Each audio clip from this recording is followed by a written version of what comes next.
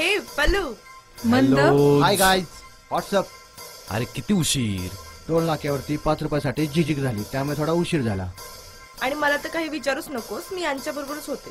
हो, आणखी थोड्या समोर गेल्यावर गाडी स्लिप झाली आणि त्यामुळे मोठा ऍक्सिडेंट झाला. आजकाल तो कुछ भी हो सकता है. होऊ शकतं. थोडं सायन्स कच्चा आहे माझं. मला एक प्रश्न पडलाय, पाण्यात विरघळणारे पदार्थ कोणते? अरे चाललंय काय, तू प्रश्न काय विचारतोस हा? पाण्यात विरघळणारे पदार्थ. काय? मीठ. हो साखर. सही आहे. रंग. माती. हो हो गडूळ पाणी होतं. आम्ही सांगितलेली पदार्थ सोडून तू एका पदार्थाचं नाव सांग. डांबर. डांबर. डांबर कसं काय शक्य आहे? काही तिने बोलतो हा. डांबर कशावरून रे? डोक्यावर पडलास की काय? काय बोलतोय आता? हो डांबर. डांबर हाही पाण्यात विरघळणारा एक पदार्थ आहे. अरे डांबर हा सगळ्यात जड पदार्थ आहे, तू कसं पाण्यात विरघळणार?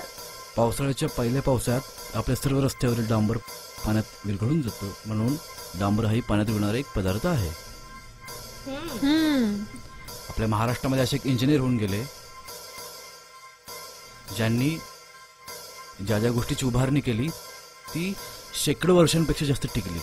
असे म्हणतात की समुद्राच्या पाण्यामध्ये 3 दिवस एखादी गोष्ट ठेवली की 4थ्या दिवशी तिला गंज लागतो. असे कोणते इंजिनियर होऊन गेले ज्यांचे काम शेकडो वर्ष टिकले? ते